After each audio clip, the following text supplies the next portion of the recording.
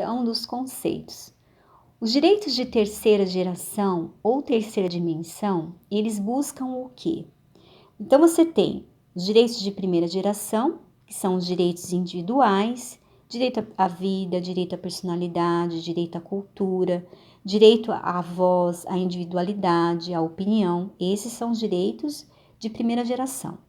Os direitos de segunda geração estão relacionados ao meio, à cultura, né? São os direitos sociais, o direito ao trabalho, o direito ao reconhecimento social, né? Você tem o homem individual, que é ele na sua família, e você tem o homem social, que é ele perante a sociedade.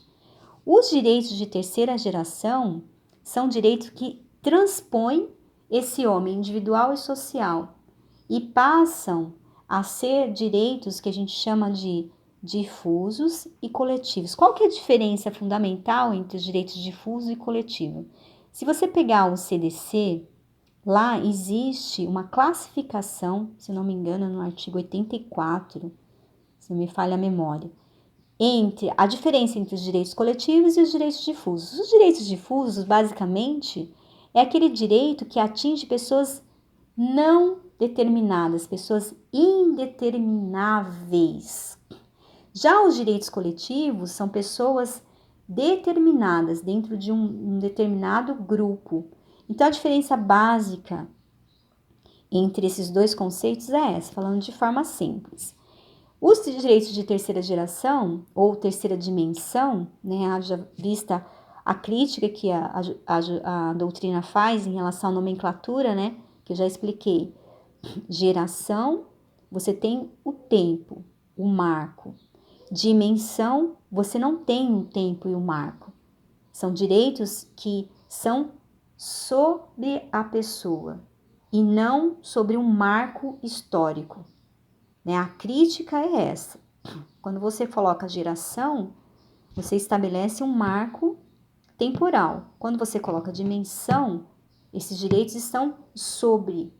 É como se houvesse um guarda-chuva protegendo essas pessoas e tutelando seus direitos dos respingos da chuva, né? Dando um exemplo figurativo para ficar mais fácil.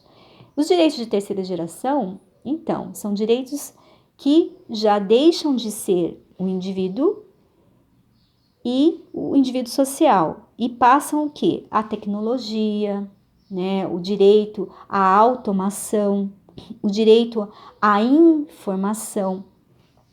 Algumas pessoas falam que até o direito à ecologia, que seria a preservação da biota, né, que é, na verdade, o meio ambiente natural, porque você tem o meio ambiente artificial e você tem o meio ambiente natural. O meio ambiente artificial é o meio ambiente que tem a introdução do homem, que você tem a mão humana. Já o meio ambiente natural é aquele que a própria natureza se encarrega de fazer surgir. Então, você tem aí um rio que surgiu de um pequeno córrego em razão de um encontro de dois leitos, né? De dois encontros de água. Ali se formou um rio natural, né? Então, aí você tem a composição do meio ambiente natural, a própria natureza. Por exemplo, você pega o reflorestamento. Você tem uma lei, né, que é uma lei brasileira, que fala a respeito do plantio. Então, você derruba uma árvore, você planta 2 árvores. Isso relacionado ao extrativismo. O Brasil hoje tem alguns projetos, né, no norte e no nordeste, que são muito bem-vindos em relação ao resto do mundo, né? Quando o Brasil fez a Eco 92 no Rio de Janeiro, vários projetos que foram colocados no papel foram implantados em algumas regiões do Nordeste, que é justamente isso, regiões que fazem o extrativismo, mas mantêm a mata nativa, mantém o plantio daquelas espécies vegetais que já estavam ali no local.